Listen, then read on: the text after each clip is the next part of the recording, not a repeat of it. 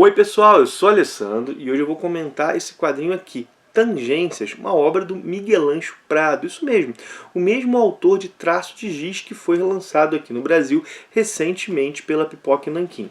Tangências é uma obra que está sendo lançada pela editora Conrad, isso mesmo, ficamos muito tempo aí sem Miguel Ângelo Prado e agora tivemos duas obras lançadas aí no intervalo de poucos meses.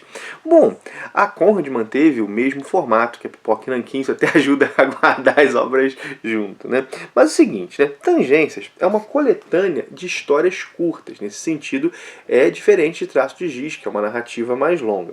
Essas histórias curtas, elas foram publicadas a partir de 1987 e foram compiladas em álbum em 1995.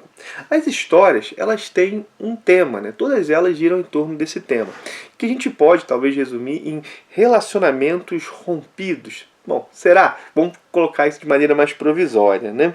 O seguinte, né? Além desse tema, as histórias também possuem uma estrutura, né? Há sempre uma relação sexual na história, normalmente no começo da história, né? E após essa relação sexual, há um distanciamento entre as pessoas. Ou melhor, né?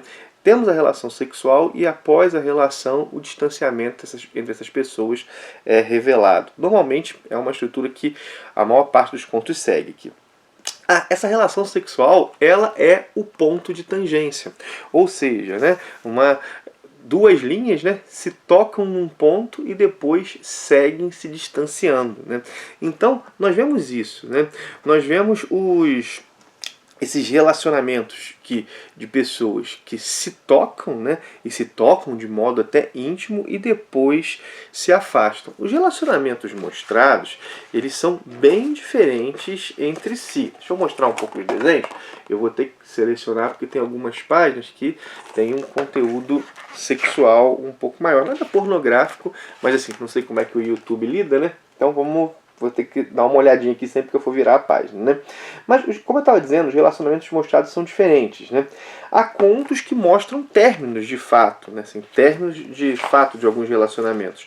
Há outros contos que mostram reencontros, assim, né? Na verdade, pessoas que terminaram há tempos e agora se reencontram, né? Há pelo menos um conto que mostra um encontro que vai até desembocar em outro, mas esse desembocar em outro encontro não significa a formação de um laço. Deixa eu mostrar um pouco mais aqui para vocês, um pouco mais dos desenhos. Opa, peraí, deixa eu escolher bem aqui, né? Deixa eu escolher bem. Eu vou mostrar aqui de novo, não tem nada pornográfico, mas esse componente erótico, vamos chamar assim, sexual, aparece com certa frequência, né? Mas seguindo, né? Então há esses relacionamentos diferentes, né? E é impressionante como é que um quadrinho não, na verdade quadrinhos com tão poucas páginas conseguem dizer tanto e conseguem conversar tanto com esse mundo contemporâneo, né? Assim, se a gente pode dizer algo, é que esses quadrinhos aqui, eles são muito atuais, assim. Eles refletem sobre relacionamentos do mundo de hoje. O seguinte, né? Se fala muito hoje em laços frágeis. Diversos sociólogos abordam essa temática, não só sociólogos, né? Tipo filósofos, psicólogos também, mas acho que isso ficou um pouco mais popularizado com o Bauman, o Zygmunt Bauman, o sociólogo Zygmunt Bauman, no seu livro Amor Líquido, né? Ele fala dessa fragilidade, da dificuldade de manter laços perenes nesse mundo contemporâneo.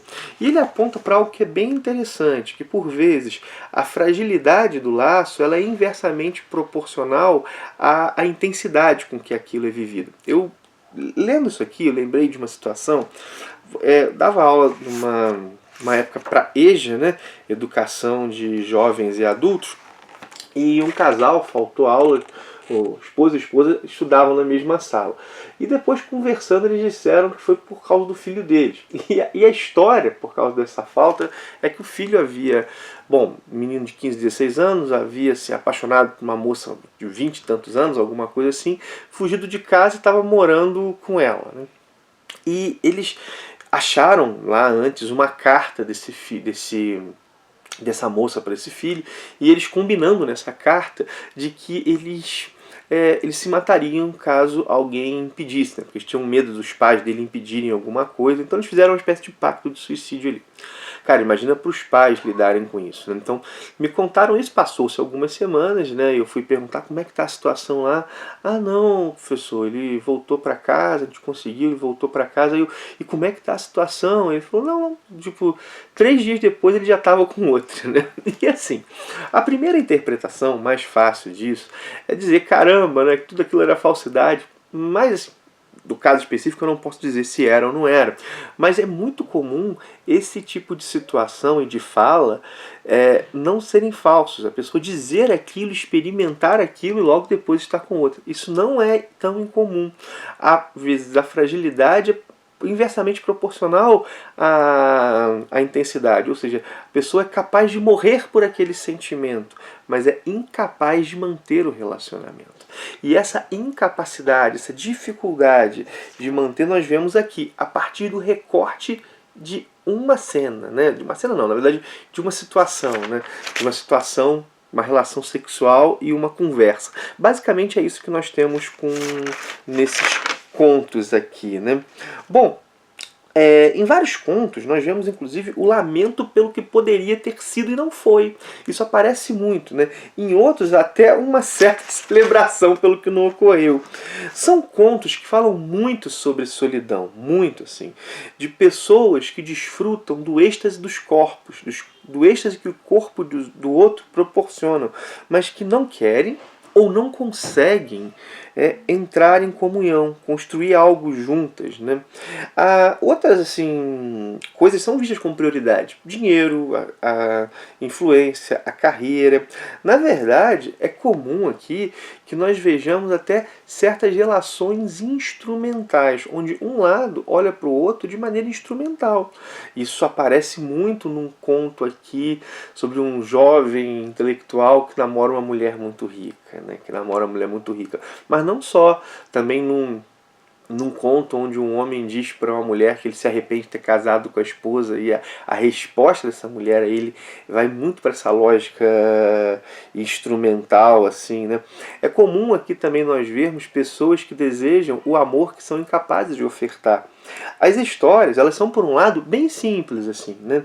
Não há nenhum problema de compreensão, nenhum desafio interpretativo. Como nós temos em Traços de Giz, nós temos desafio interpretativo, não há isso, né?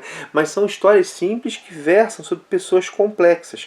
Complexas em seus desejos, complexas em suas carências, em suas fragilidades, em seus egoísmos, né? E é um quadrinho que versa sobre a nostalgia do amor. Eu tava aqui, anotei a frase na hora de fui ler a frase e cortei, não li direito, né?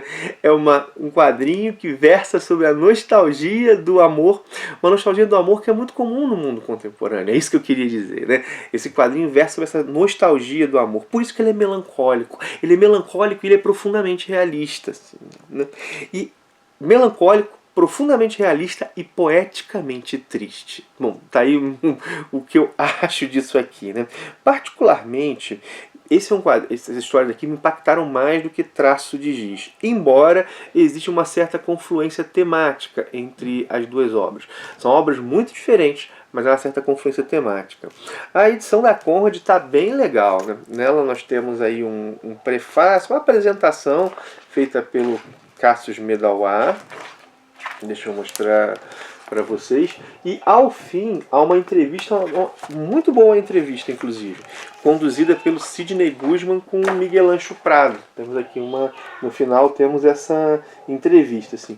Esse é um quadrinho para deixar pensando, sabe? É uma bela obra, assim, né?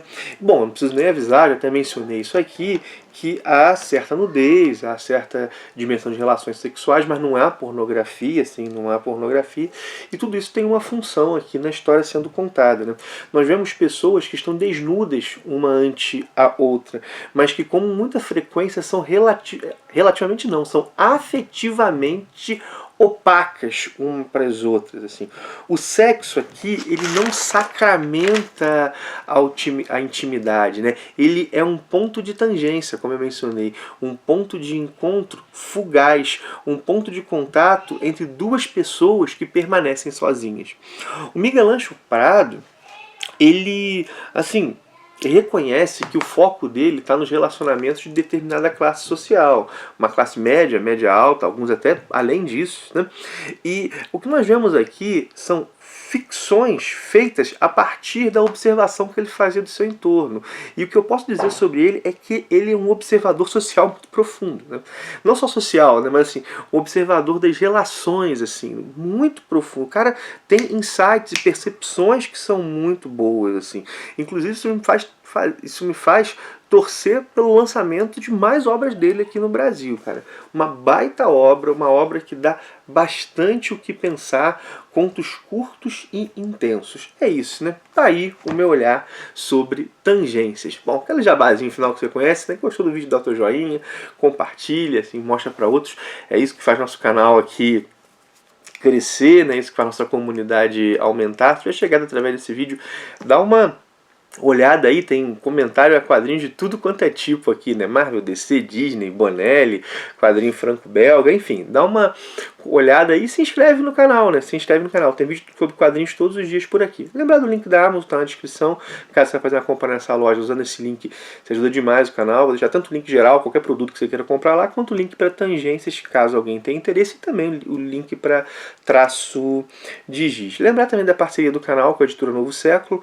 Tem um cupom MiniHQ que dá 30% de desconto na loja da editora Novo Século. Vou fazer uma compra lá, tem vários livros, vários quadrinhos da própria editora, né, a loja da editora. Usando esse cupom, 30% de desconto, também ajuda o canal. É isso, minha gente. Jabás feitos, para então, um abração e até o próximo vídeo.